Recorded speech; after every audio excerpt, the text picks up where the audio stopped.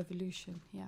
So before we move on to more explanations of what's going on, we'd like to send our solidarity to friends and family of Anna Campbell, who was a 26-year-old from East Sussex who died fighting to defend Afrin on Saturday. May she rest in power. And we're now going to move to some background of where Rojava is, where Afrin is, and the Syrian civil war. I'm going to do so with some maps. I'm going to try and give a very basic introduction, and at the end you can tell me if I got any of it wrong or if there are any glaring omissions. So the first map here. So this is northern Syria. Rojava is, well, this is a map from 2014. So Rojava was where Kurds defended their de facto autonomous regions. In Rojava in the northwest, Kobani in the north, and what's that area in the northeast called? Afrin. No, Afrin's in the sorry, west. Sorry, the Jazeera canton you're talking to. Yeah, exactly. Excuse me, yeah. Then we can move to the next year. So then it gets slightly bigger, and again to June 2016. Oh, yeah. And then just a few maps now of the Syrian civil war over different periods of time.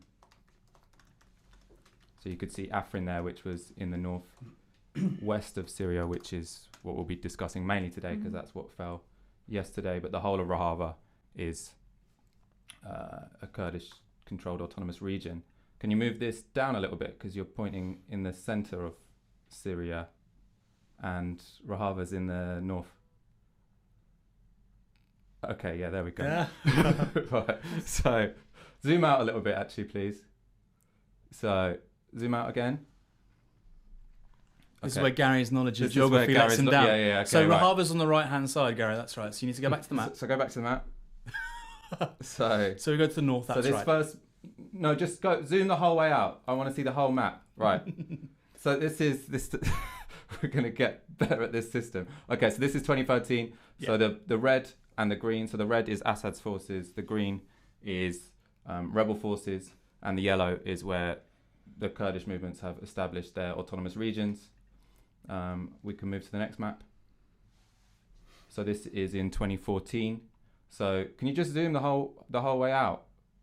So you mentioned for all the way out, the whole image. Right. I think maybe he can't. Maybe he can't. He's on an iPad, right? The black there, so this is 2014. The black is where ISIS had expanded and grown, and then you can see in the middle there, Kobani, which is what you were talking about. So that was under siege from ISIS in 2014, and ISIS were being supported by Turkey at that point, weren't they? And That's then correct. With the help of US Air Forces, US air support, ISIS were pushed back. Kobani stayed liberated, and we can move to the map, which is the most recent one. And so this is the most recent here. So this is what Rojava currently looks like, is the yellow sections on there, which is the northeast of Syria, and then Afrin in the northwest. But Afrin is what has recently fallen. That's correct. It's very isolated, right? Which offers some kind of explanation as to why resistance wasn't offered.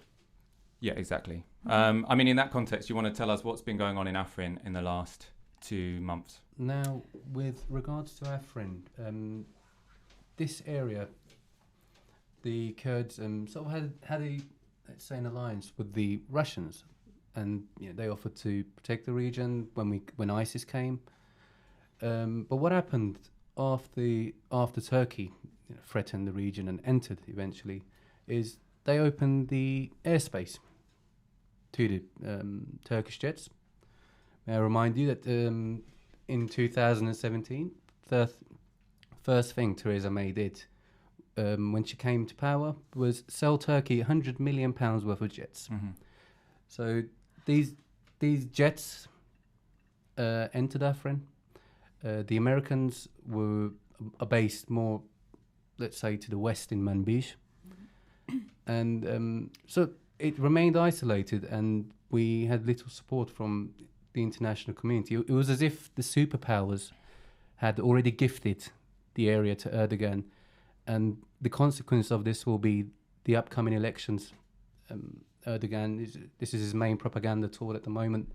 Shall we give a little bit of context? Yeah, to so the we're going to move to situation? the how Britain is implicated and the politics of Turkey a bit later. For now, I just want to get onto the details of what's happened in Afrin over the last two months and who's been invading. Okay, just taking a step back.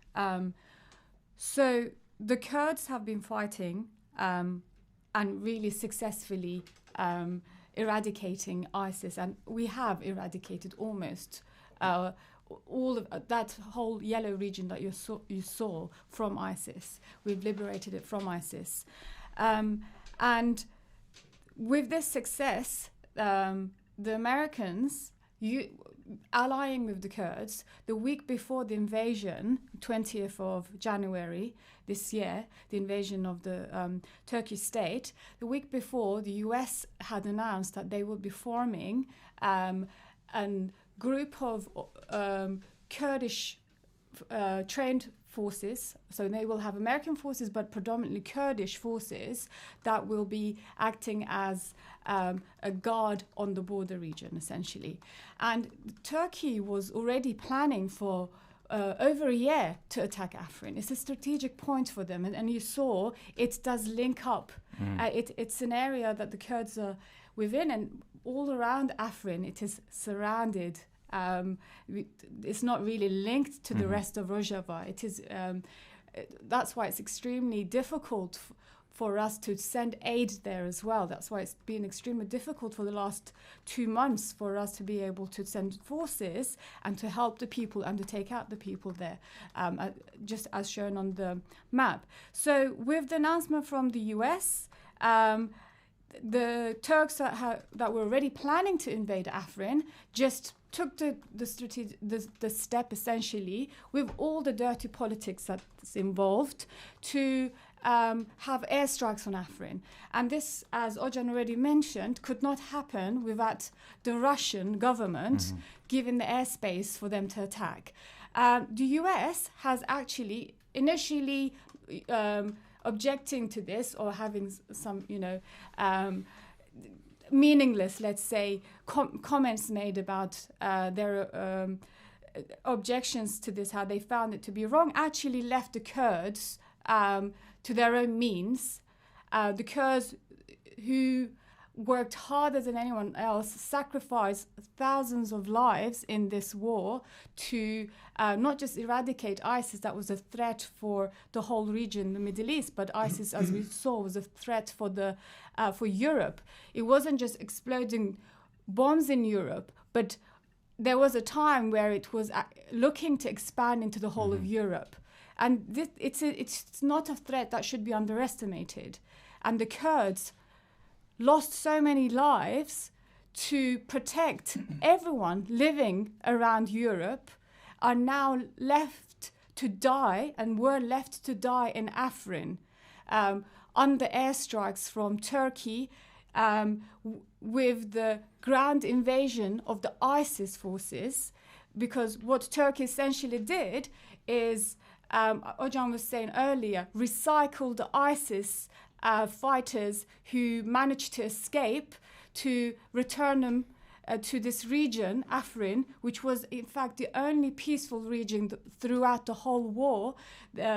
More than half of its population now, which is around 800 or 850,000, are composed of internally displaced people who escaped from other war zones around Syria to come to this peaceful region that the Kurds so effectively protected. And we were taking, the Kurdish people there were taking care of these Arabs, the Syrians, the Christians who escaped the barbarism of Afrin, that was beheading people, enslaving and raping people, and raping children. They were looking after them without any international aid or support.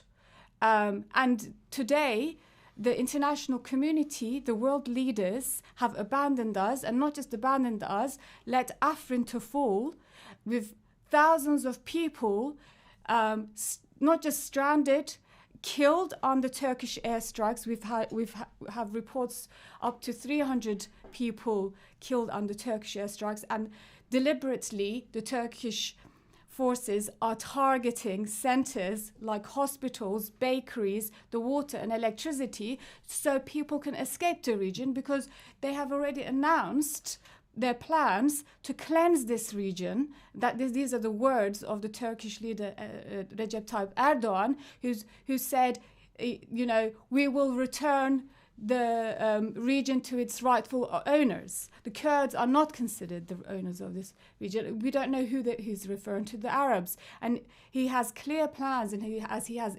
indicated to the British government as well, officials who went to visit him last year, and this has been discussed in the Parliament's Prime Minister's, the discussions regarding Afrin, that they intend on cleansing this area to return the refugees in Turkey to this region, the Arabs, put the Arabs there.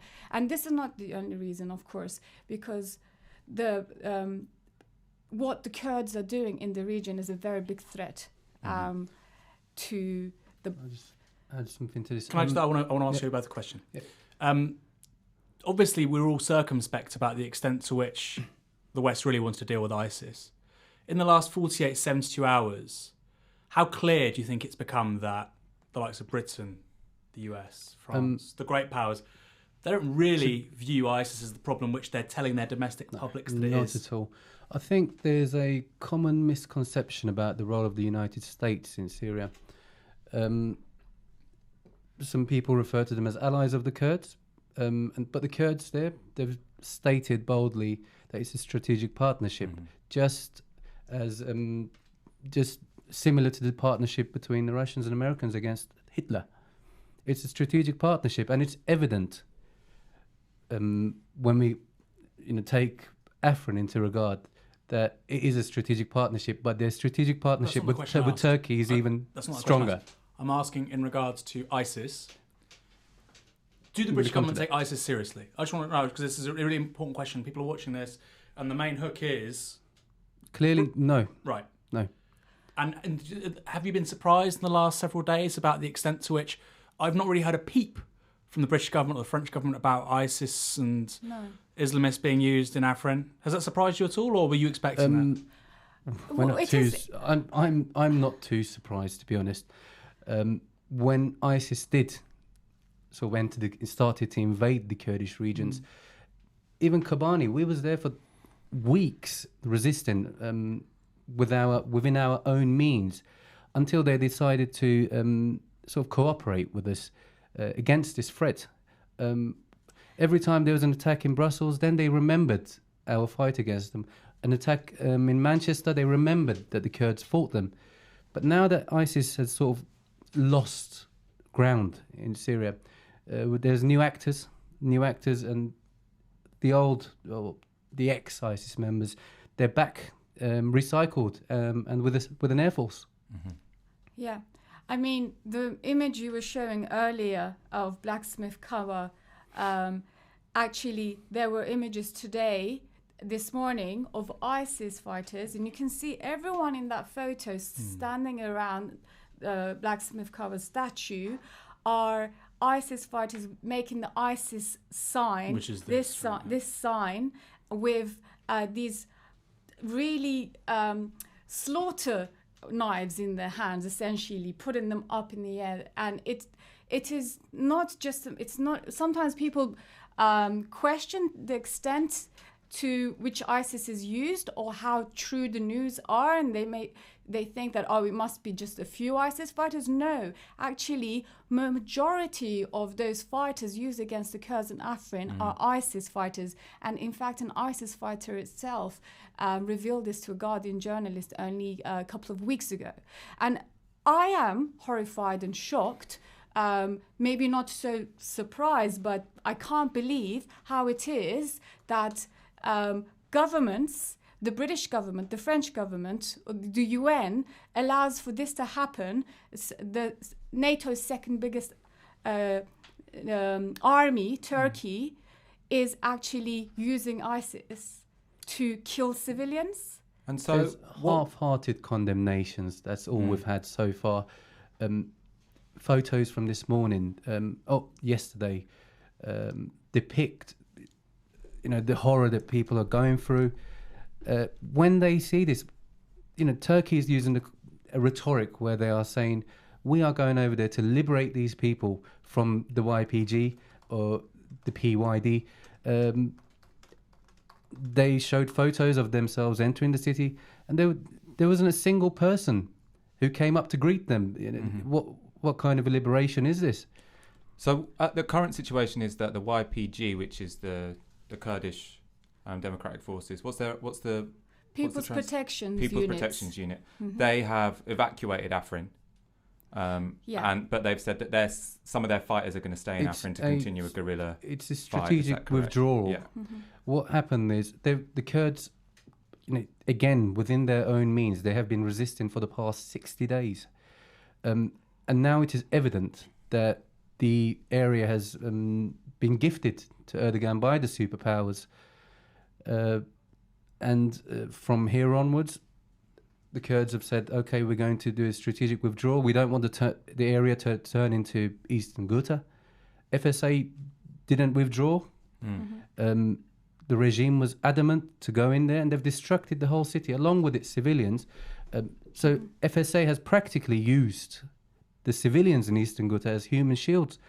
And the YPG took the noble approach, withdrew into different regions, and said, we are not giving up, we haven't surrendered. It's just taken a new stage, and it will be guerrilla warfare from now on. They will not have a night's sleep in peace. And where have the people who've left Afrin gone? A majority to the Shahba region. Yeah. So is that and also they part of Rojava? evacuated a few days ago. It is part of the Rojava region. Only yesterday, 47 people, civilians, were killed when a convoy was targeted with jets. You'll see Turkey constantly, they've got a few videos whereby they're saying, the YPG are preventing people from leaving Afrin. No, the YPG escorted them to safety.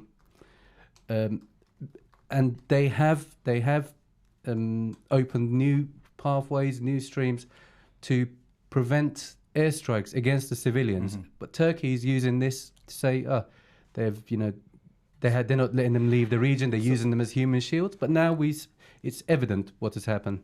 So how did they... Resisting for 60 days is quite a big deal, right? So Turkey's got control of the airspace, and they're using, on the ground, any fighters they can recruit to do the land war, which tends to be jihadists, right? Is there any Turkish soldiers there as well, or Turkey just in the air? Now, there is quite a composition when it comes to who is there. Alongside the Turkish army, there's the FSA and recycled ISIS members, jihadists. Now, alongside this, Erdogan has...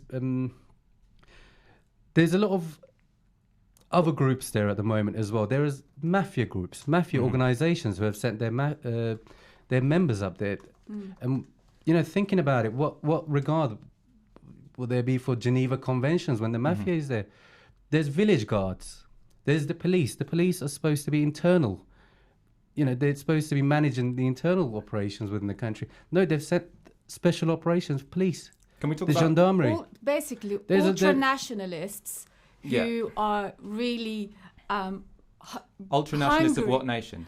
In Turkey. Turkish ultra-nationalists. Yes. There's a lot of photos of them, doing the Black Wolf sign, which is a group responsible for a lot of extrajudicial killings. So what's this, a paramilitary organisation? It is. Yeah. They have a political party, the MHP, but alongside this, they are now allied up with Erdogan.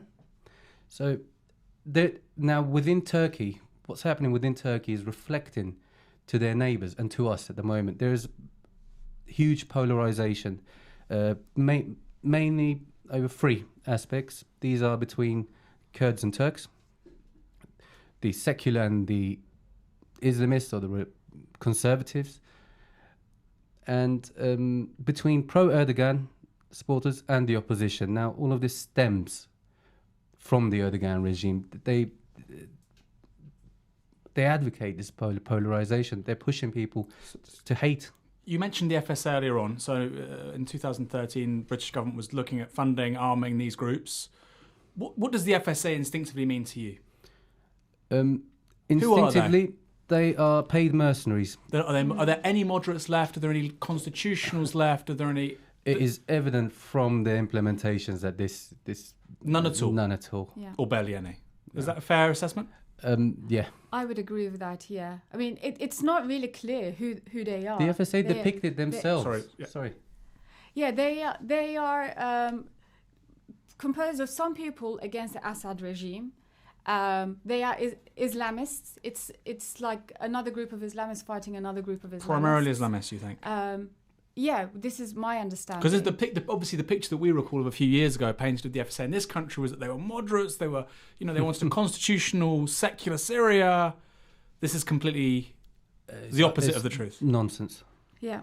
Okay, it was good to have that tied down, I think, because there are a few touchstone issues that Brits will be aware of. One is the FSA, right? We were being instructed to support these people. And what is Turkey's end game? So if they're backing a bunch of jihadists to go into this region and take over these places, what do they plan to happen next? Do they want to move in ultimately with Turkish forces, or what's the end game for Turkey here? From this morning, if they've already made it evident what their end game is. From this morning, the looting and pillaging of Afrin has begun.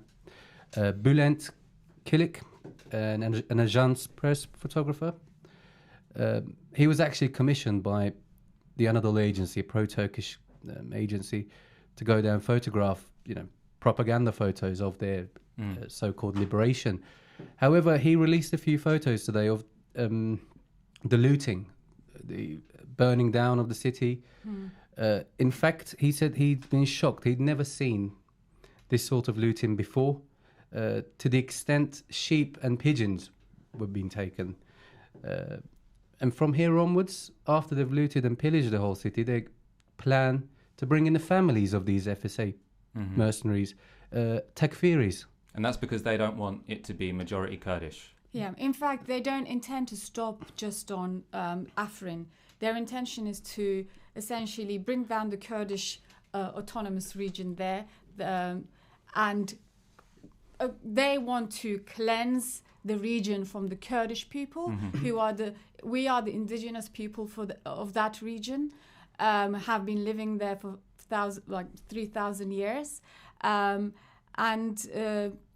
I don't know what's going to happen to the Kurds, but they want to even you saw Aleppo was really close to that region. They want to go there. So Turkey, within this war, has a strategic goal in terms of actually taking control of a huge landmass in north of Syria to bring down the Kurdish democratic regime, but also to carve some land space for itself. So, and this should be quite a concerning thing for the Europeans who are not doing anything about it, and it's really puzzling. Maybe it's not so puzzling because there are 3 million refugees in Turkey that Turkey is threatening Europe with, which is why Europe is being so silent against all this, all the atrocities and the murders of the Turkish state. Let's talk about the different alliances at the moment. So the Rojava for a while had some protection from American airstrikes, right? That's one of the reasons they managed to fight back ISIS to such a large degree. Afrin was the airspace was controlled by Russia, who were defending Afrin because they didn't want it to get taken over by people who oppose Assad, and they're in support of Assad.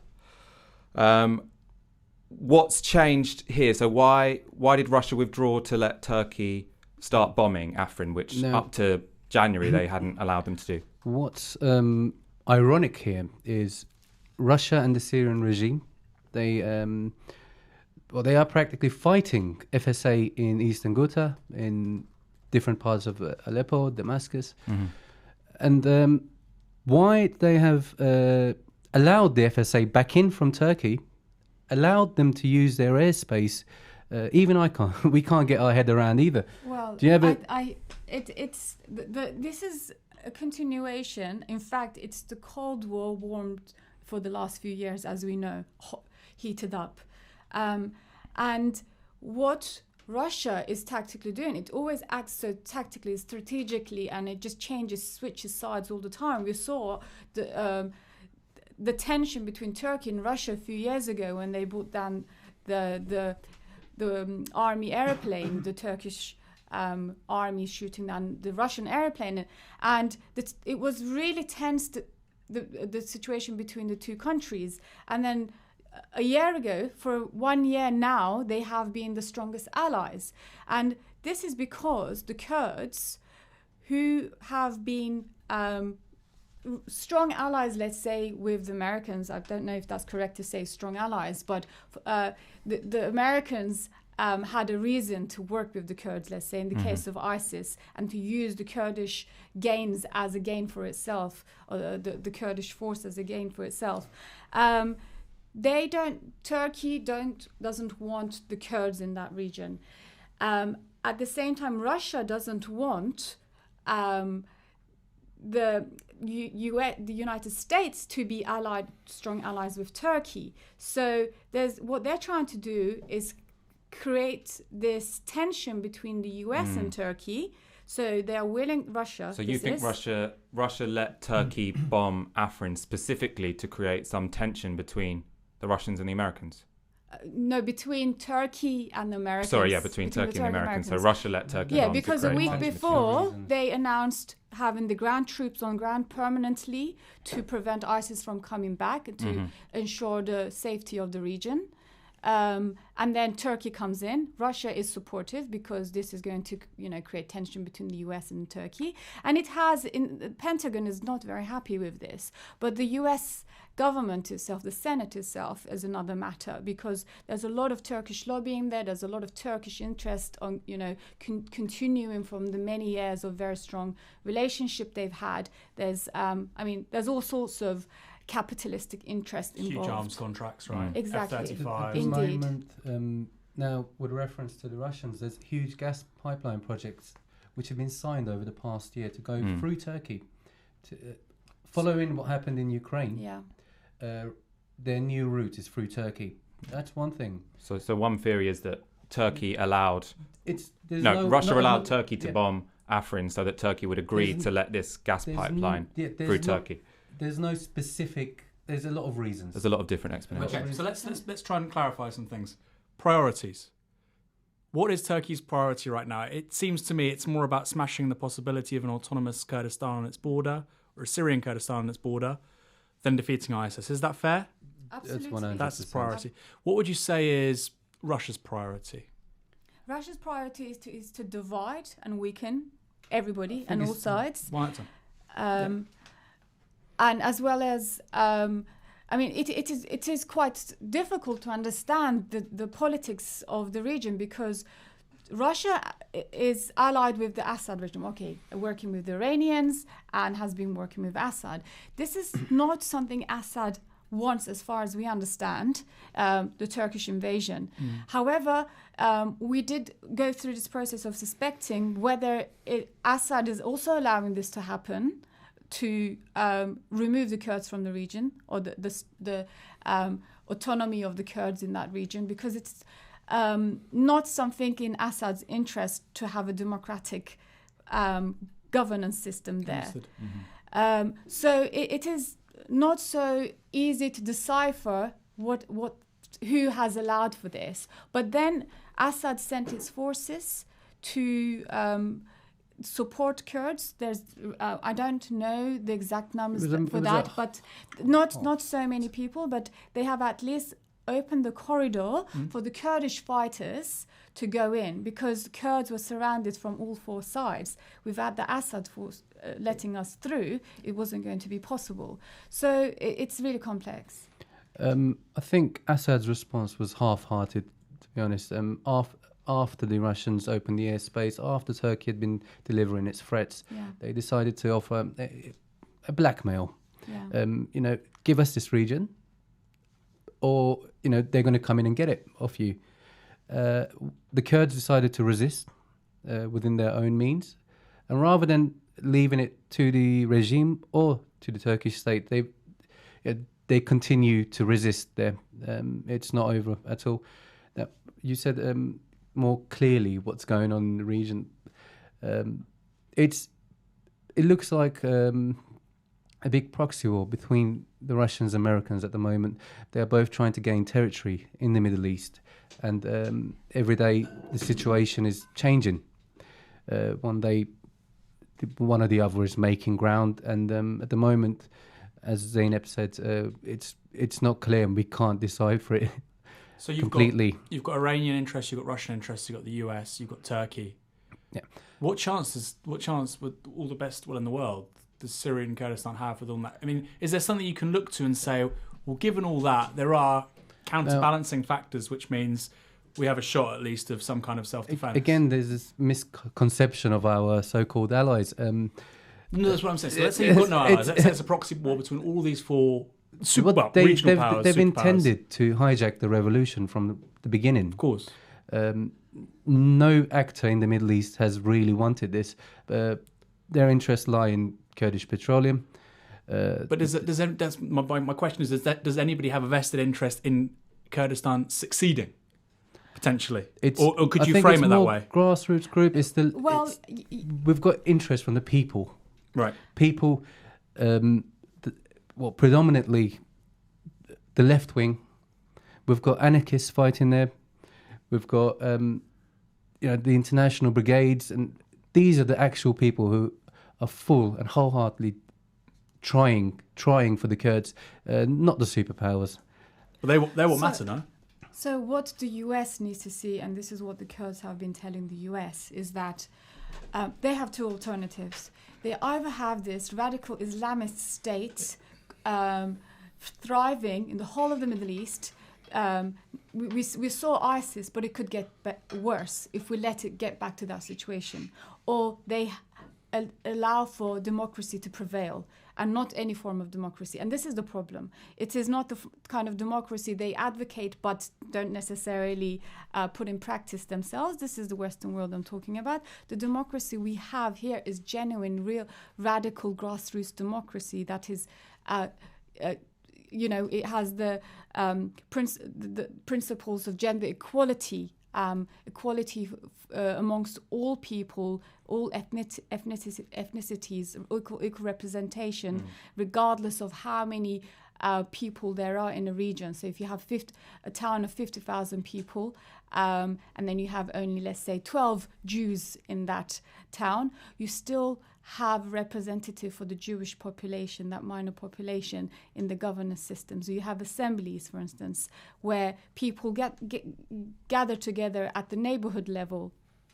I want to do the governance of Rojava in a second. I just want to sort of nail down this alliances point, because I know what you're saying, sort of like the revolution is energized by people at the grassroots, but one of the reasons it's been able to prosper is because it has maintained sort of a balance of allegiances up to this point. So my interpretation was that whilst Assad and the rebels were fighting each other, the Kurds managed to sort of stay somewhat neutral, and that meant that they were left to their own devices. That was disrupted by ISIS, who went for the Kurds more than they went for anyone else. And because America saw the Kurdish regions as one part of the Syrian civil war that categorically wasn't Islamist and also wasn't Assad, who they don't back, they were willing to provide some air cover, which, even though obviously we all know that America doesn't have any interest in democratic revolution in the Middle East, but there was a confluence of interests which meant that for a period of time, America were there allowing that revolution to prosper. And so for a period, Kurdistan was doing quite well in terms of tactical allies. Is that all over? Do they have no tactical allies anymore?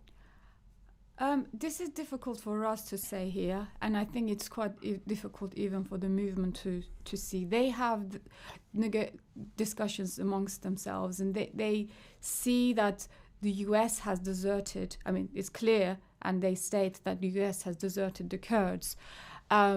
But at the same time, there's a tension in the US as well, like between the Pentagon and the Senate, the politicians, but also the different factions in the US. And it's not clear where this is going to go, because it is not in the interest of the US or the Europe in terms of long-term stability to have radical Islam thriving in the Middle East. And they know that because now Assad is ahead of the game in a way with the Russians. Assad's going to win? Well, Right now? at the moment, He in will terms of the definitely gain politics, Russia is ahead. So Assad, being the proxy or puppet or whatever, for Russia is ahead of the game now. We can't say Assad is. We don't hear anything of Assad. So it is like Russia against the US, and we have yet to see what the US is going to do. And we have seen that US was ahead of the game when the Kurds were fighting against ISIS until Turkey came in.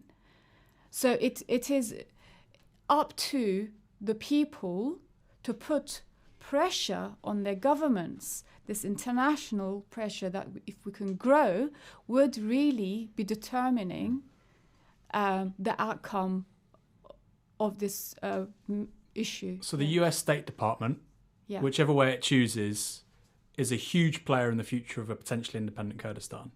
Whether it's next year or 20 years or 30 years, what the US decides to do in the next 6 months, the next year, seems pretty decisive, doesn't it? Yes. Yeah? Yes. But the US has confirmed itself that their cooperation with the YPG and the PYD is a temporary and strategic partnership. So they don't. It seems as if the superpowers thrive off instability in the area rather than stability. My personal opinion, maybe it makes it easier to loot.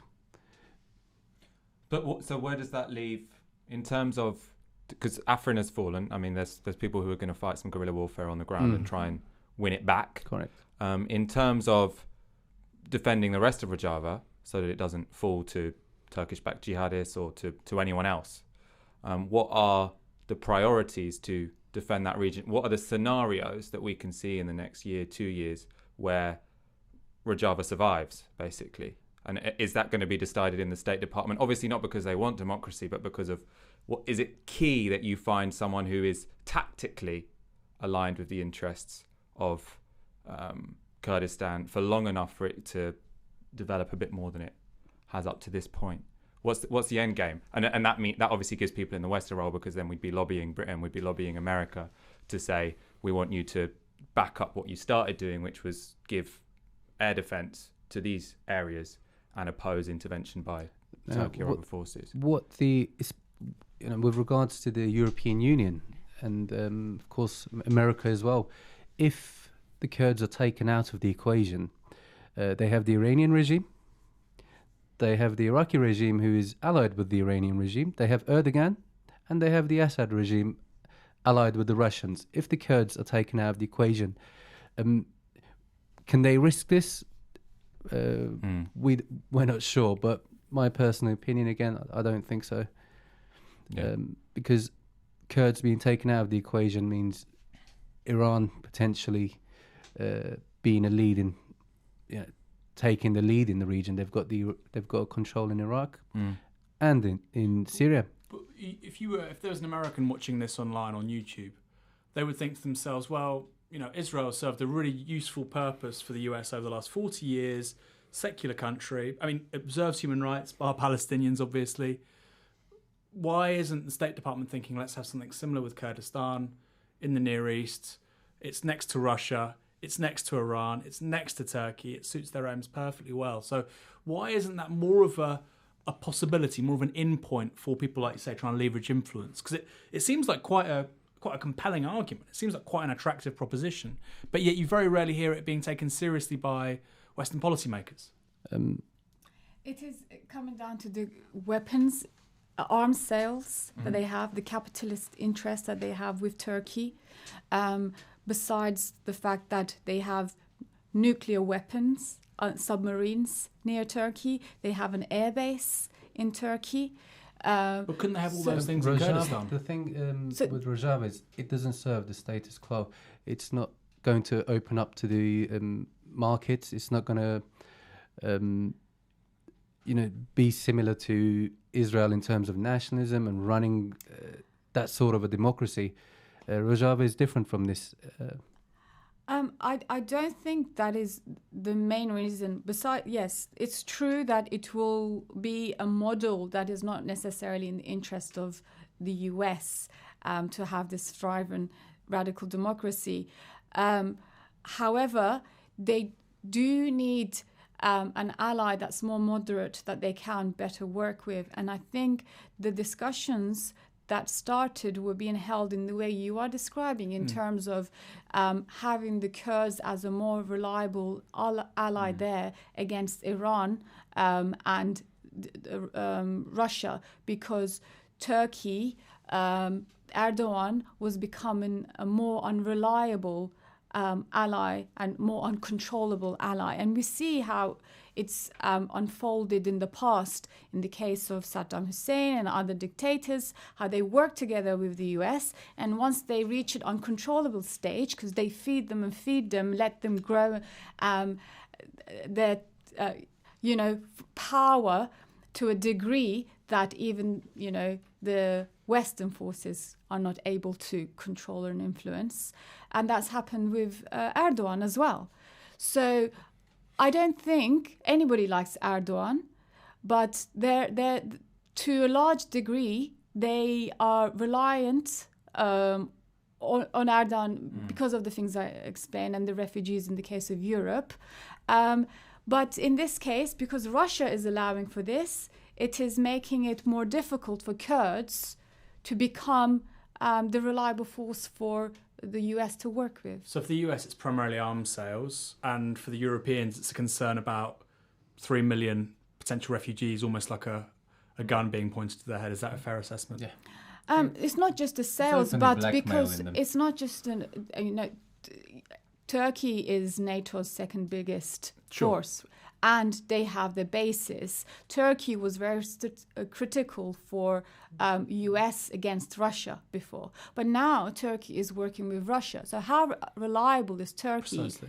And this is something that is making many Americans uncomfortable. But clearly it's not enough for them to support the Kurds, which is extremely even politically nonsensical. Also in the case of Iranian Kurdistan, right? Because you've got Iran, which is a regional player, it's causing massive problems for the US. And if the US wanted to play games, right, which, I mean, they probably do. We know that the CIA funds Baluchis and it funds Khuzestan and so on. It makes sense for them to favour at least regional autonomy, local democracy for Iranian Kurdistan, for Syrian Kurdistan, just like there is effectively with Iraqi Kurdistan, right? I mean, it's already a de facto independent state. So I'll ask you again, it just seems to me quite a strange, the fact that it's not even on the agenda. If you go to, RUSI, or you go to the Brookings Institute or these foreign policy institutes, nobody is talking about the possibility of an independent Kurdistan. Forget what we think about democracy and socialism, just as a point of realpolitik. It seems to be completely off the menu. And it does strike me as rather strange, even to the extent where you have, American evangelical Christian wingnuts go over there because it aligns quite nicely with their anti-Islamism, they're relatively pluralistic and tolerant of religious minorities, etc., etc. Yet that lobby, and you'd think that would appeal even to the right-wing conservative lobby in the US. I just don't hear it. Well, my lay interpretation would be that America would quite like there to be Syrian Kurdistan, much like there is in Iraq, because they'd see it as somewhat a stable partner. But unlike in Iraq, there are some very powerful forces who are very much opposed to that, who are quite good at lobbying. And so America would need quite a lot of will to sort of like remain a force defending an independent Syrian Kurdistan. And it's just not interested enough. You mean Turkey or anybody else? It seems to primarily be Turkey. That's correct. Yeah. Is there anyone else is it only Turkey who are opposed to the existence of an independent Kurdistan? You've got the Iranians. None of these four countries would prefer something as such. So just to remind the listeners that the Kurds have been divided into four countries after the First World War through the Sykes-Picot Agreement, where you had the British and the French influences coming to carve the region and determining the boundaries of the countries when the nation states were formed. And the Kurds, who, as I said before, who had lived there for 2,000, 3,000 years, as far as we can go back, and were divided into four countries: Iran, Iraq, Syria, and Turkey. And we are predominantly based in Turkey, 15 to 20 million Kurdish people. and 5 million in Iran, Iraq, and 3 million in Syria. Including the diaspora, there's about 40 million Kurdish people. We are the biggest ethnic group in the world without a nation state of our own. And we're not actually asking for a nation state. We are not asking for independence. We are asking for equal rights, for democracy in the countries that we are in. So we're not asking for something that's impossible to attain.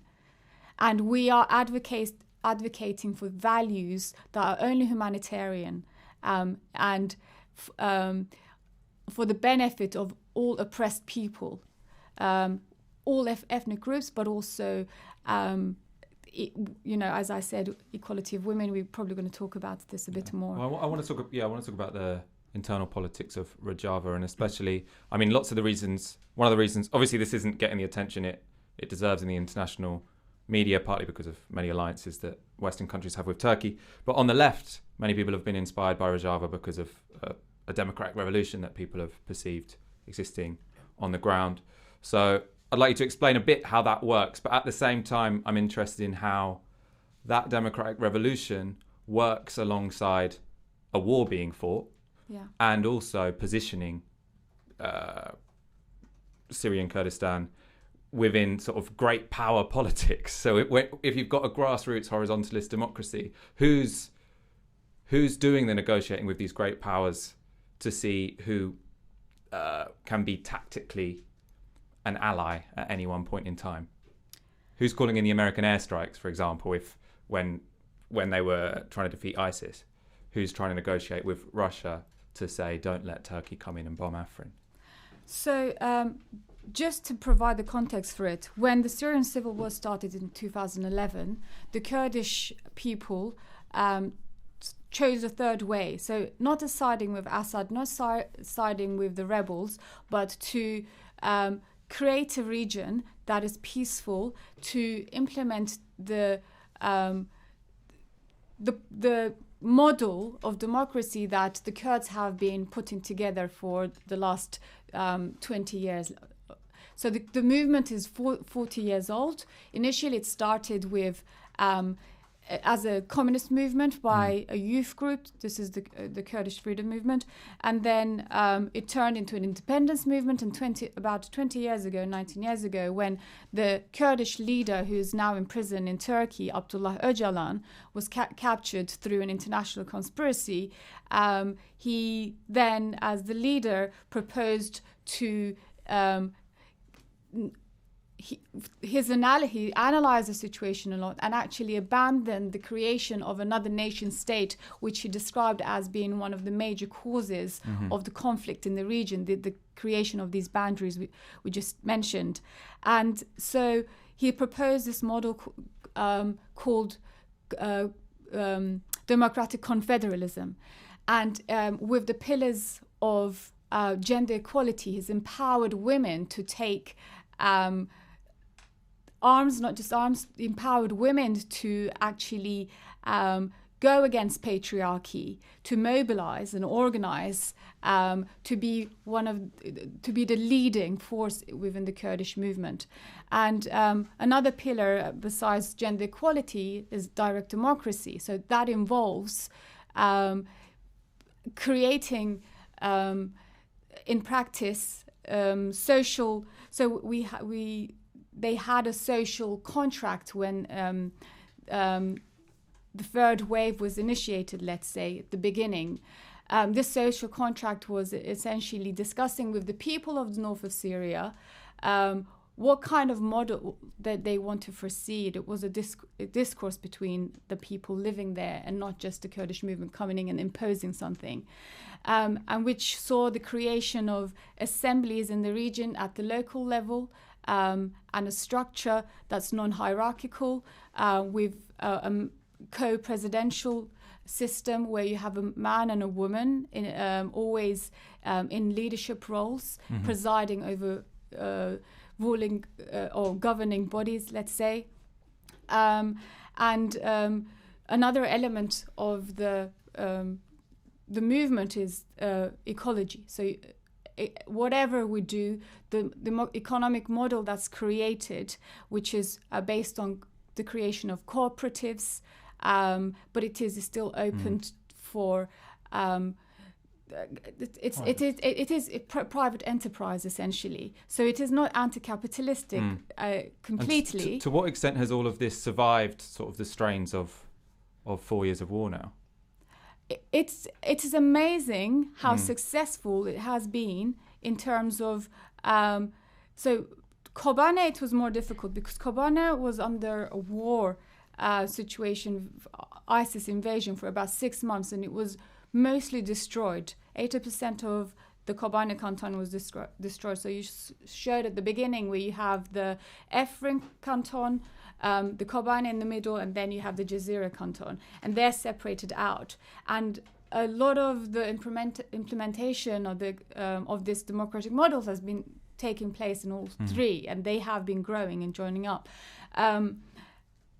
Sorry, what was your question? So how has this survived a war situation? Yes. So, and especially in terms of, normally we think of war as requiring a very hierarchical top-down leadership, especially when it comes to negotiating great powers, such as which it seems like we've talked about. Even though you can't have a reliable ally in any of the great powers, for Kurdistan or to survive, for Rojava to survive, it's going to need to form these alliances and maintain. So it's happened in this way. So you had the regions where it was free of war, let's say, and they started implementing these systems, working with the people, and you had the factions. So you have the governing body, the PYD, and now it's called the Syrian Autonomous Government, right, in that region, and you have the YPG and the YPJ. As the military forces, the armed forces, essentially. So you have the war in two senses. Working with the people, teaching them, overcoming patriarchy, because we have to understand that this is an extremely conservative and patriarchal region. So people, politically, they were being active, going to forming these assemblies, forming these meetings continuously to tell people about the model. There has been feminism classes given to people, so they would gather people in rooms and teach them about the model that they are trying to bring, and see what their views are. They were having discussions, and at the same time building academies and schools to educate people and children. And the schooling system, again, is more participatory, where the students are not just being taught in the same old way, but they are participating and teaching themselves. You have the health centers being formed at the same time, and with immense difficulty. In fact, we have been trying to help from Europe to set up these health facilities. You have bakeries being formed. You have communes I just mentioned. You have women's homes being formed to help women escape violence. But again, at the same time, within the constitution, they're creating. It is very much to protect the women in the region. And so it goes on just like this. And at the same time, there's a war. And wherever they are liberating regions, they are bringing this activity to the new people in those regions. So in fact, 1/3 of Syria by December was actually under YPJ control, almost 1/3, 25% at least. And in all that region, they were starting to implement this model. Yeah, I've just got a few thoughts. I mean, it sounds to me like the political possibilities of, even if the revolution fails, it's a bit like the Paris Commune, right? So that only lasts 80 days, but lots of people all of a sudden go, oh, God, actually, we can live differently, we can work differently, gender relations, social relations look very different. Is that a fair... I mean, that's one... I want to come back to me because I've got another question. Is that a fair sort of equivalence? Because, I mean, a third of the population, and what you say is quite a sort of patriarchal conservative society. That's quite a big deal, isn't it? Yeah. It's quite a smashing of the sort of window. Especially whilst the region is getting more aggressive. Yes. Whilst Turkey is diving into this autocratic, there's this media frenzy, fascist. Whilst all this is happening, it's unprecedented, even in the history of mankind, for tens of thousands of women to pick up arms in a region like this and promote such values. Mm-hmm. I mean, maybe Spain during the Civil War, but even that's not as Not extreme as on this, a right? scale as big as this. And this isn't only in the Rojava region. When you come into regions where the Kurdish movement is popular in Turkey, we have this, it's obviously not like Rojava, but we have the same ideology. You say something, because I want to come back with another question. Go on. It is like the Paris Commune in a sense, in terms of how revolutionary it is. It is like Spain in 1939. However, this has existed for longer now, and this is really the Arabs in that region even endorsed this model so much. Lots of Arabs they said they were members of the Kurdish movement. They didn't. In fact, we have stories. In some areas. People didn't. We have journalists who are telling us that they would go to the region and ask them if they're an Arab, and because they are wearing the photo of the Kurdish leader, for instance, and how they feel as an Arab wearing that, and they would say, well, it doesn't matter. You should not be asking me if I'm an Arab. It doesn't matter where I'm from. I am a person of this region. This is the effect it's had on the region. So then my follow-up question is, there's a great book called Altai. You know Altai? No, I don't know the book. It's a follow-up to the book called, Q by Wu Ming. Right, I've heard of it. Well, Q's an amazing book, and then Altai is really amazing because it basically talks about an Ottoman Jew who finances, the big Sultan, and he finances the invasion of Crete, the siege of Crete. I don't. Where the Venetians were fighting the Turks. Mm-hmm. Yeah. And it's the last instance in Western history of flaying. So the Venetian commander was flayed alive. This happened, right? His skin was taken off. And What is flaying? Your skin's removed. Yeah. Jeez. And the Ottoman commander he'd been driven so mad by tens of thousands of people dying. It was meant to be an easy win. He sort of started dancing around wearing this guy's skin. But the point is that gets increasingly gruesome. I say that because it's instructive. The book gets increasingly gruesome as it progresses. Now, this Jewish financier finances this because he wants Cyprus to be Zion. He wants it to be Israel. He wants it to be the home of the Jewish people, or a part of it. And he starts with very idealistic aims, very lofty ambitions, universal equality under the law, etc., etc. But once you ensconce yourself within realpolitik, within power relations, with nation states, you start to do things you don't like. Because ethics is not politics. And James and I disagree about this a little bit, but it isn't, right? Because politics is about instrumental rationality. You have the state system. You have all sorts of things you don't, if you were starting from scratch, you wouldn't invent. So to what extent have the ethics, and clearly there's a very values-driven movement, nation, project with the Kurdish project in Syria and Kurdistan, to what extent have the politics, do you think, are there any criticisms around this? Because I never hear internal criticism within Kurds saying, we shouldn't have done this, we should have done that, this is the revolution betrayed, etc. You never really hear that. And actually it seems to be a very hard-headed revolution, which somehow combines elements of both the ethical and the political. There doesn't feel to be a sense of compromise there, or am I missing something? No. Are these the debates you guys are having, maybe not in the English language? The Kurdish movement actually promotes self-criticism. It's very self-criticizing indeed. And in fact, those who know it well will note this to you. As you said, alliances with nation states could lead to bad things. Especially imperial powers, right? But I think if the Kurds, bowed down to this, maybe they would have gained further ground a long time ago. Right. If we had already accepted just being another nation state in the area, things may well have been different today. Had you been like Israel, for instance? Israel, the approach is after 1945, we have to have a homeland, we have to exhibit the same terrible features that all these people, our conquerors, have had, and that's what they do very successfully. It would have been very contradictory of course. our ideology. It was and quite thoughts. It was quite recent, right, that sort of the Kurdish movement moved away from an idea of having a traditional nation state called Kurdistan. Actually, it's not recent at all. It is as at least 15 years the model for confederalism is proposed, and it's written and in quite a few books by the Kurdish leader, which is available online as well.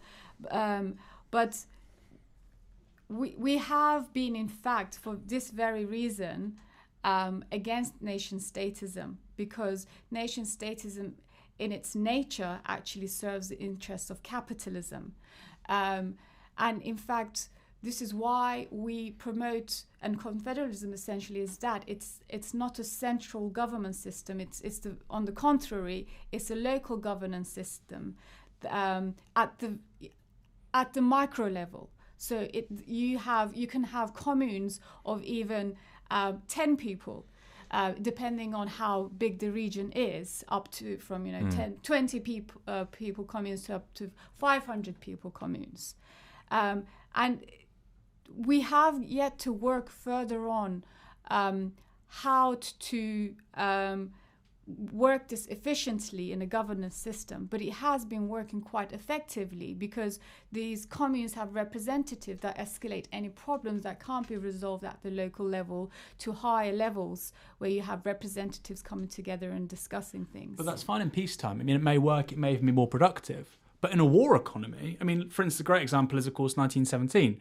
Even people who maybe, are fellow travellers, who maybe today's Leninists, would say, well, obviously the project didn't work, but of course it's conditions of, it's a war economy, you've got foreign powers, you've got the whites, you've got the civil war. Clearly the project was always going to require hierarchical organisation, military leadership effectively to win. I mean, is that same debate not happening within the Kurdish movement? In terms of this model actually not the economy, I mean the military, to be clear, yeah.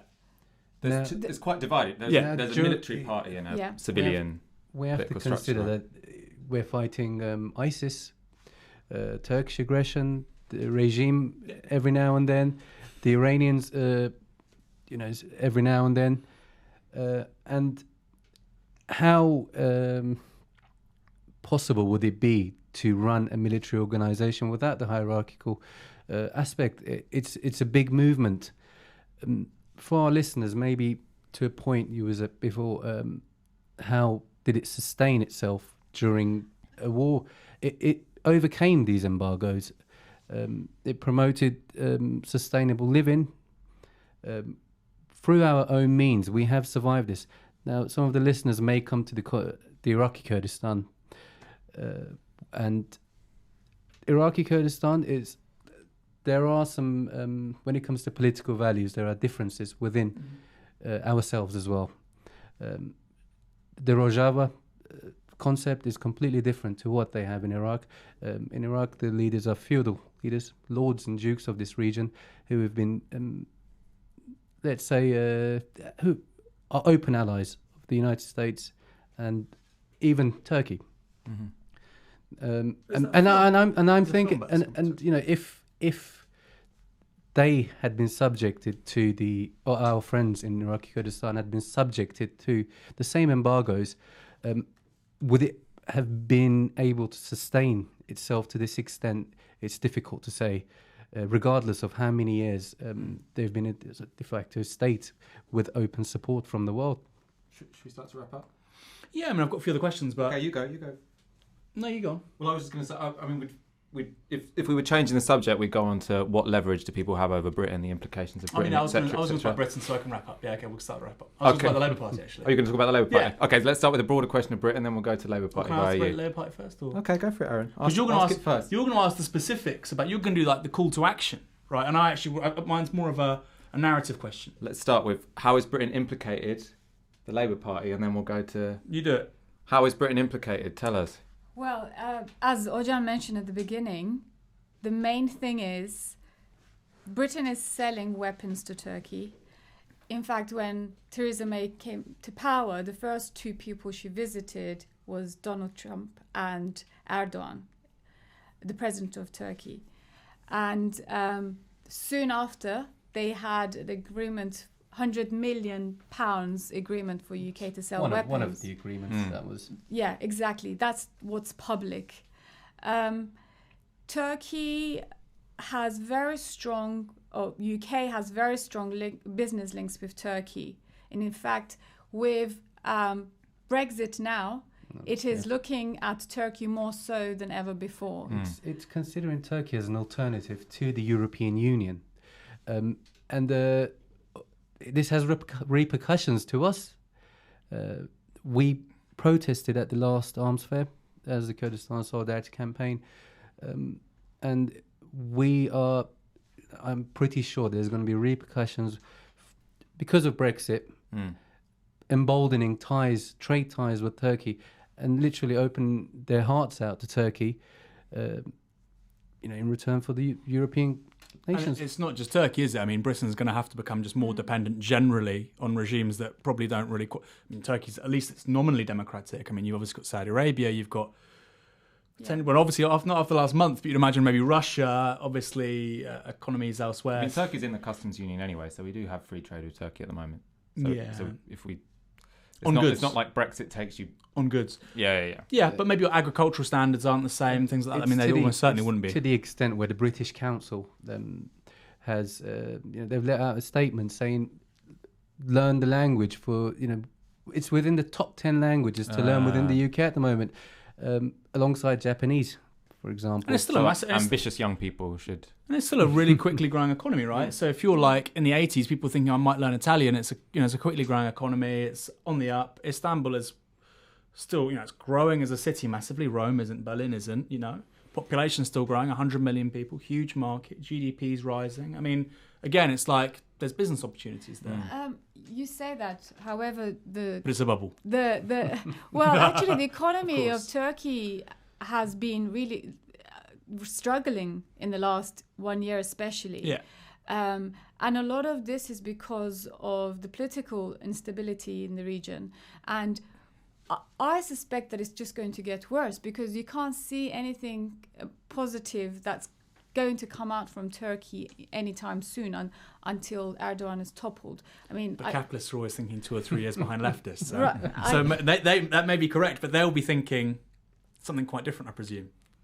Liam Fox is seeing big shining skyscrapers, and Yeah, I mean, we see that UK has an engagement with Saudi Arabia, which Turkey is heading towards the model of Saudi Arabia. Do you think do you economically or politically?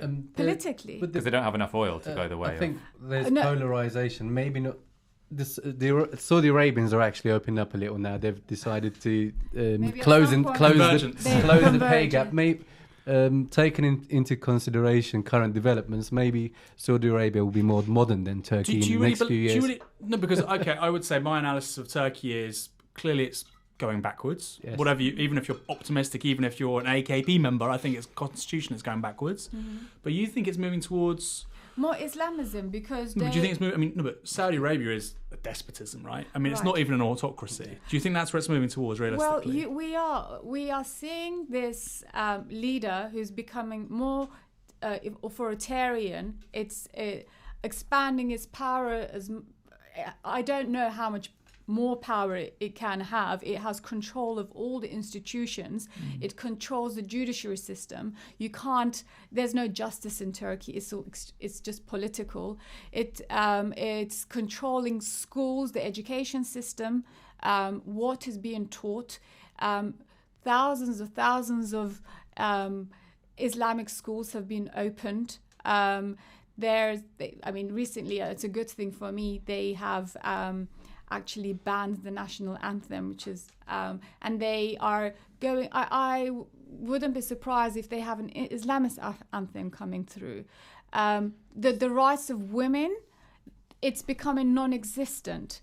That women have experienced increasing levels of violence in Turkey, and this is actually institutionally encouraged, really, in terms of the language the ministers of the state use. So it is, if this is not going to be an Iran or Saudi Arabia, then what? But Iran, I mean, at least Iran has a basic, not separation of powers, but there are competing factions within the regime who will have competing interests, which in a way it can mean it is sometimes democratic, right? Because Rouhani doesn't agree with the Revolutionary Guard. Saudi Arabia does not have that. If you disagree with the Saudi royal family, you have your head cut off. I mean, so the Saudi comparison is quite, I mean, it's quite a significant one given the person of Erdogan. And you answer that and I'll come back to you. Turkey is going through a process of transition rather than saying they are just exactly like this. Turkey is going through a period of transition. The difference within Turkey is that there is an opposition. Silence today, but if it comes to the extent, there's millions of people, the majority of leftists, with leftist views, Turkish revolutionaries, Democrats, the Kurds, you've got the other minorities. None of the minorities are happy at the moment. If you are not a Sunni and you are not Turkish, things could get pretty hard for you out there, from the extent to getting a job, for even. So you're not optimistic about Turkey then? At this rate, no. It's fair. It's one way of putting it. Because we had two Turkish, we had an Iranian Kurd from the HDP. Kamran Matin. Kamran? Mm-hmm. Great guy, Kamran. And we had a young Turkish woman. She wasn't Kurdish. She was, I think maybe she was involved with the HDP a couple of years ago. And her conclusion was civil war within 10 to 15 years. And she's like a political scientist. So her view was that there's it is boiling to the Kemalist. I'm surprised there isn't one already. Right. We were expecting it not in 10, 15 years' time. I think she was being, conservative, Between who and who? Who would the civil war be between? Well, there is a whole faction of people, more than 50% of the people probably, or 50%, let's say, at least based on the election results, who don't want Erdogan. And they're very unhappy with what the Turkey he is creating. And until when are they going to put up with this? Well, there was the coup, right? There was the attempted coup, 2 years ago? Yeah, well... To what extent was it a genuine coup? No, but I mean... it's within... You've got the Kemalist legacy, secular Republican, you've clearly got a rising Islamism, you've got minorities, you've got the economic volatility just because it's grown so quickly, it's urbanised so quickly. I mean... It's boiling. It's definitely boiling. And I want to ask a question about Labour. Yeah, go for it. Because you expect the Tories to be scumbags, you expect Theresa May to be selling technology to, Erdogan, etc. But Labour have been surprisingly quiet. Emily Thornberry asked a question, I think, in Parliament.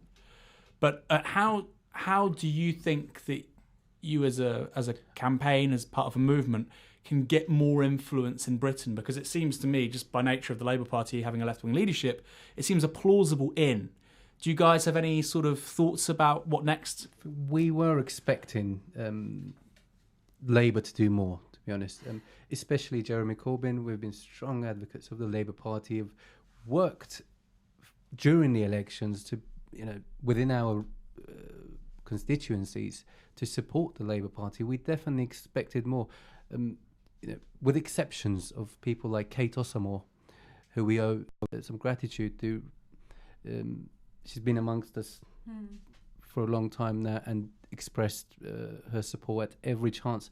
But I think there is a little, to some extent, there's a heartbreak with regards to Jeremy Corbyn and his late response. In fact, I'm going to bring this up.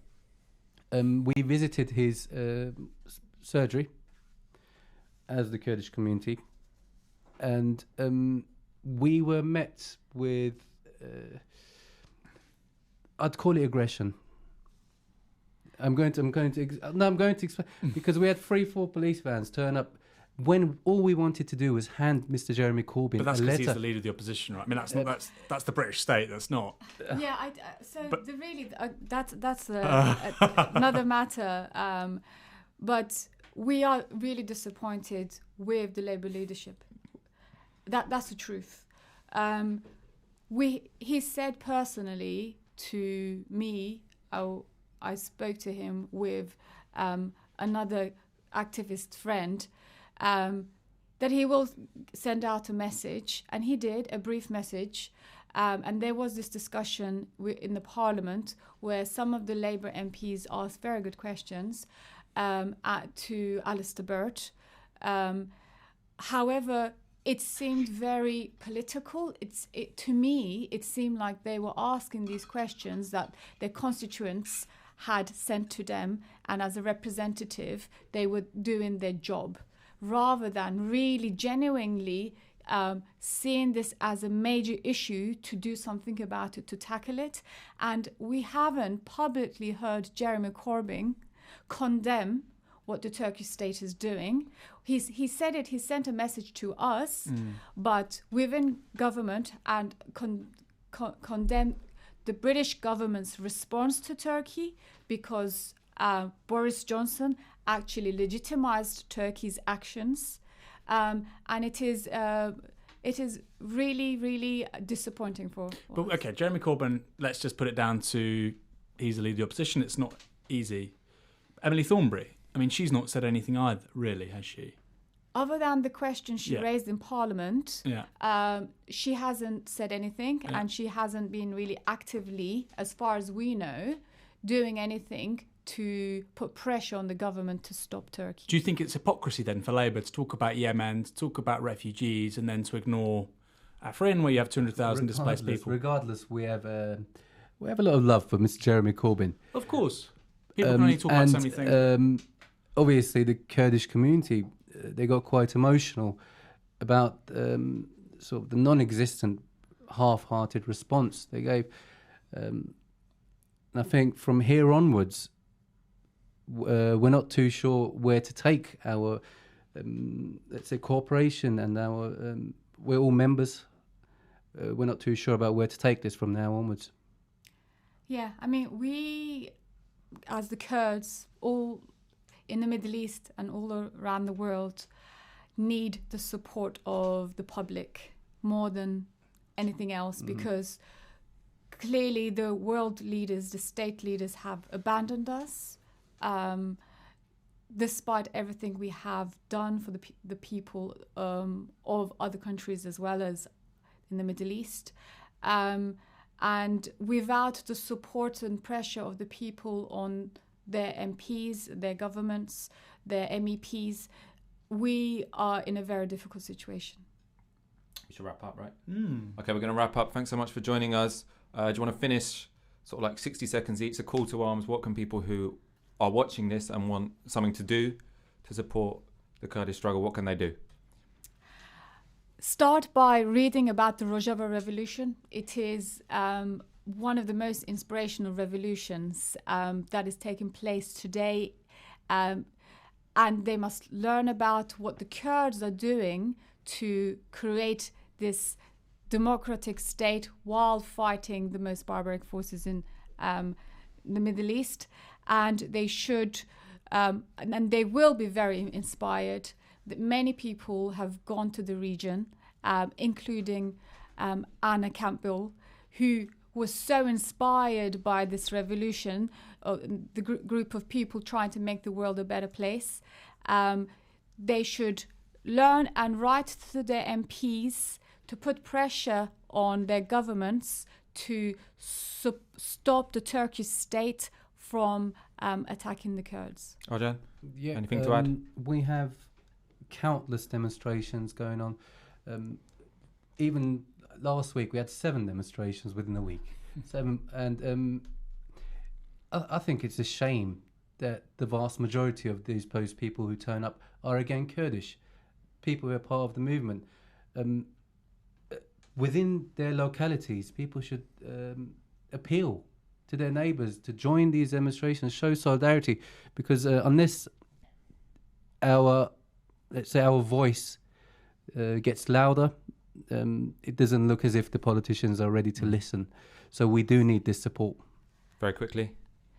The leftists support the Palestinians, but the Kurds need the leftists more than ever before.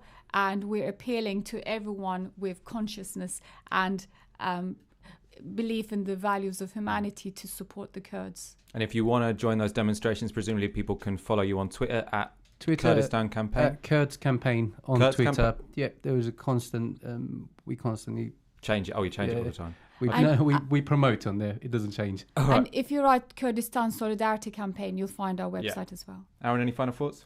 You know, I just think as people, if you're in the UK, if you're a UK national, you're a member of the Labour Party, I think there's a surprising amount of agency, a disproportionate amount of agency you have.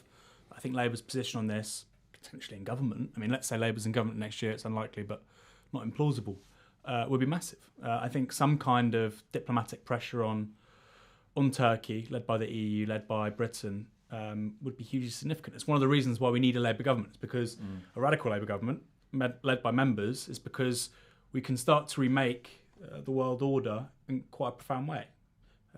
Kurdistan's one example, Yemen's another, so Saudi Arabia.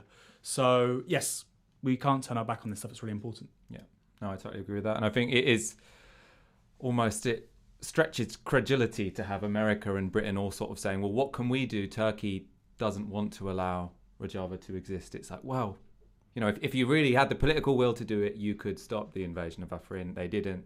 Let's see what happens with the rest of the region. Thank you so much for joining us on TyskySour. We'll be back potentially on Wednesday with a show about Russia again. So maybe see you then. Right. This was TyskySour.